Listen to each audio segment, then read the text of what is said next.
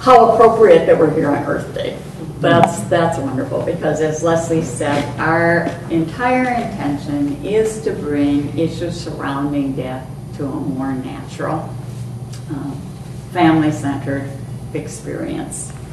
And I'm glad to hear you've got a speaker coming on end-of-life issues. I'm a huge advocate, and this isn't our topic today, but I have to mention it. If you haven't done your advanced care directives, do.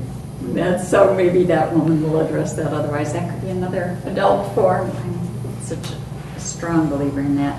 But today our topic is really home funerals and green burials. By home funerals, we're talking about, I've got a pretty formal definition here, and then I'll break it down. But a home funeral is a non-commercial, family-centered response to death that involves the family and its social community in the care and preparation of the body for burial or cremation. Basically, it is simply families taking care of their own loved ones. And that's my simplest. It's non-institutional. And I think a common thread would be that there's not involvement. It's just, and it generally takes place in the home, though that is one disclaimer to home funerals, is that not all home funerals take place in the home. When we talk about the law, we'll find out where it is they go. I'm going to start by just telling you my story a little bit, and that will also tell you some of the facts of what's allowed. But when my husband died, and it would be 2 years ago now, died at home. And after his death, I just kept him, just was with him for the time I wanted to. Then got a basin, warm water, washed his body, and I had 2 friends come over. We dressed him in his favorite, very multi-colored, bright sweater. And then I had, again, prearranged that 6 people would come when I called them. And they came right over.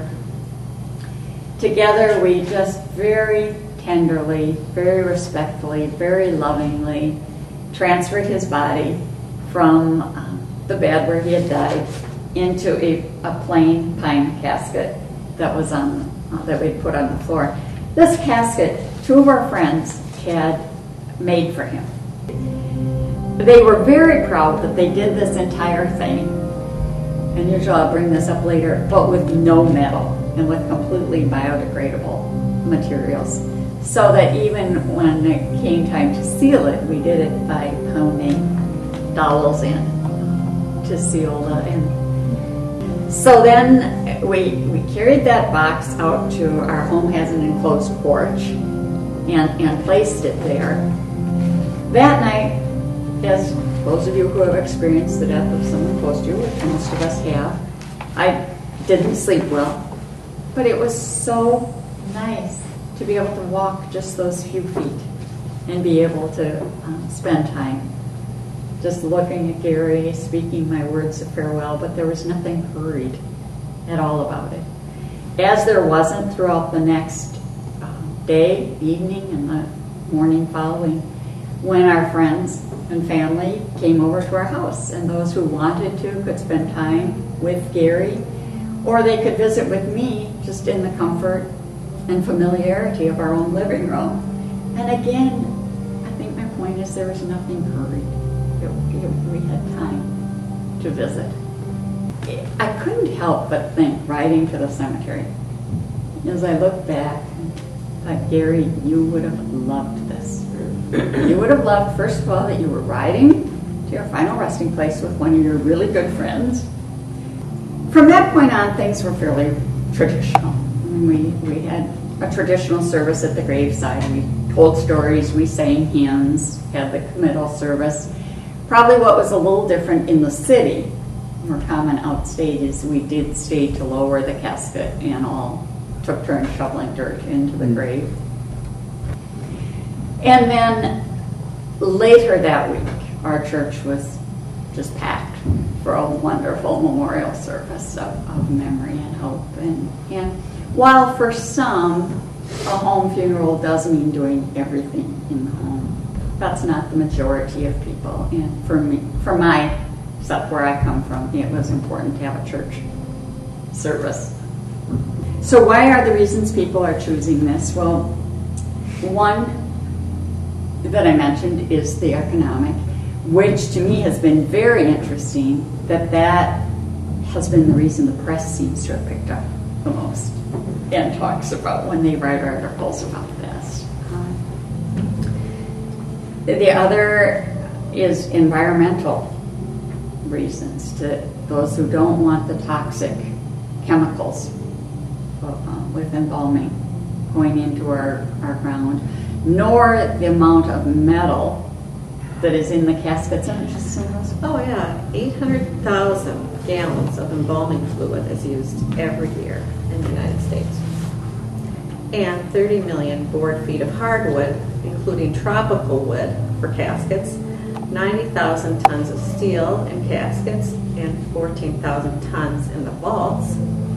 Not to mention the 2,700 tons of copper and bronze in caskets, plus 1.6 million tons of reinforced concrete in vaults.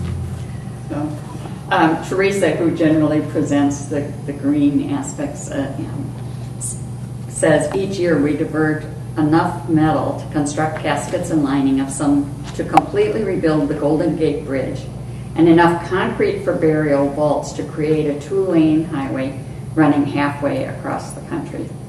One of the benefits is you can so tailor make it and have it go along with your values. And for my husband, one of his, he so lived his life by the value of simplicity.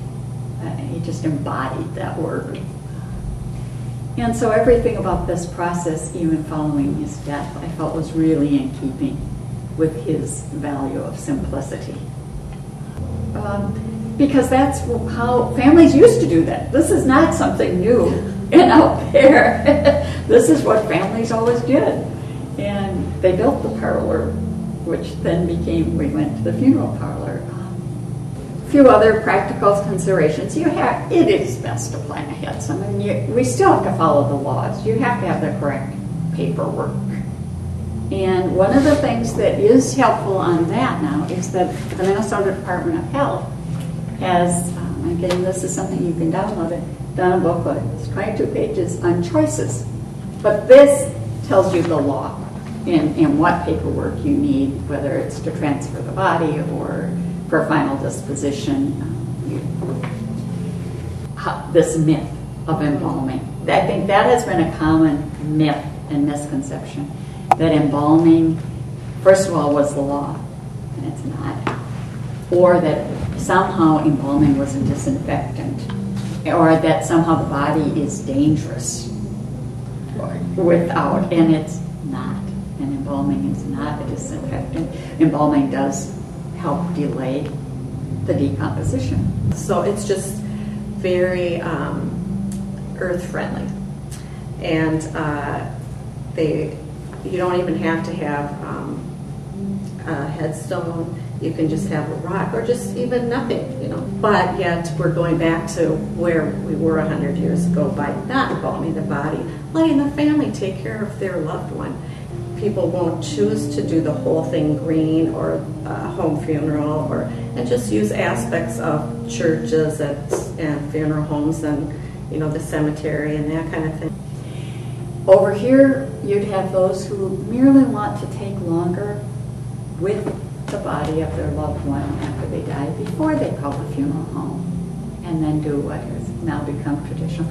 But that's even a starting point, is for people to know they don't have to treat this as an emergency, and they can take that time.